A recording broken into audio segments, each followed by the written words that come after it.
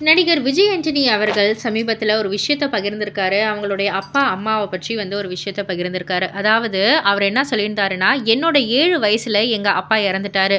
எங்க அம்மாக்கு அப்போ 27 வயசு. அவங்க 9த் தான் படிச்சிருந்தாங்க. 10வது படிச்சா தான் அப்பாவுடைய வேலை கிடைக்கும்னு சொன்னதால, டுட்டோரியல்ல படிச்சு, அதுக்கப்புறம் வேலை வாங்குனாங்க. கஷ்டம் இல்லாம எங்கள வளர்த்தாங்க. ஆனா, நான் சரியா படிக்காம தருதலையா தான் இருந்தேன். ஆனா, என்னைக்கு நான் வேலை தேட ஆரம்பிச்சேனோ, அன்னைக்கு தான் உண்மையான உலகத்த பார்த்தேன்." அப்படின்ற மாதிரி வந்து சொல்லியிருக்காங்க.